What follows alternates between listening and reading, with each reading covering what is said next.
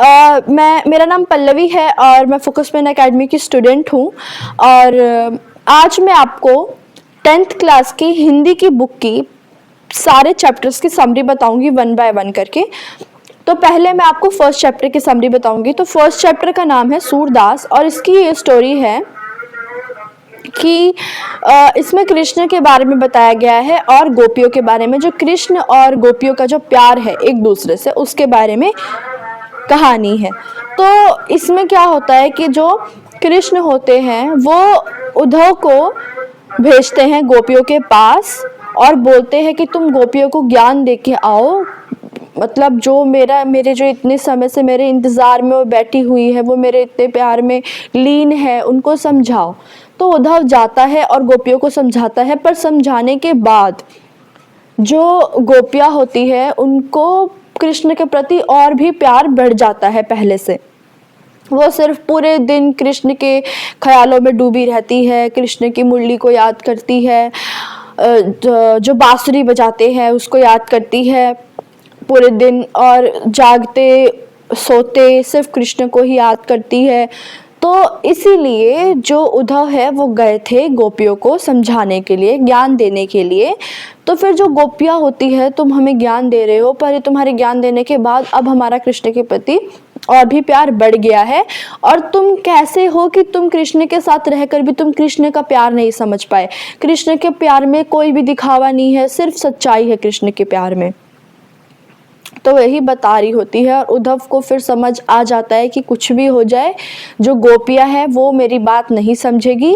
और गोपियों ने तो ये भी तक कह दिया कि मैं कृष्ण के प्यार को नहीं समझ पाया, अगर तुम कृष्ण के प्यार को समझ पाते तो तुम्हें भी उनको ऐसे छोड़ने का मन नहीं करता और तुम उनके प्यार में और उनके ख्यालों में डूबे रहते, जैसे हम गोपियाँ डूबी हुई है।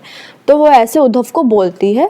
फिर उद्धव को भी समझ आ जाता है और उद्धव भी उनसे हार जाता है समझा समझा कर। यही इसकी स्टोरी है। और अब मैं आपको बताऊंगी सेकंड चैप्टर की स्टोरी। तो सेकंड चैप्टर की ये स्टोरी है कि उस चैप्टर का नाम है तुलसीदास।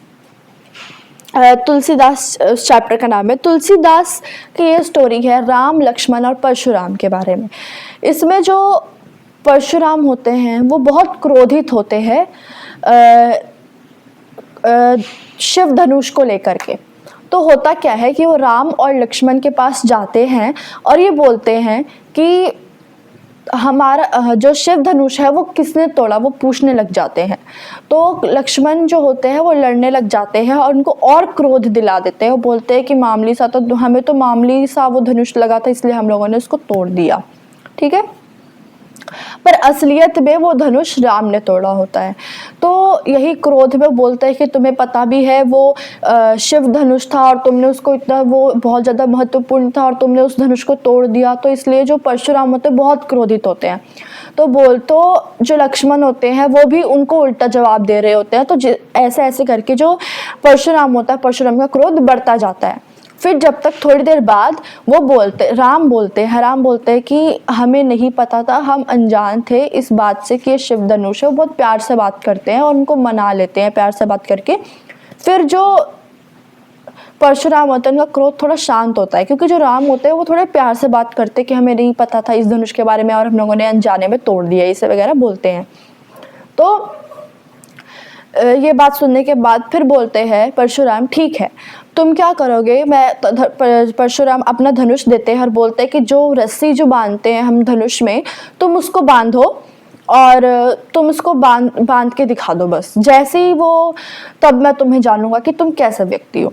तो फिर जो परशुराम होते हैं वो राम को धनुष दे देते हैं, उसमें जो रस्सी बांधते, जो धागा बांधते हो बांधने के लिए।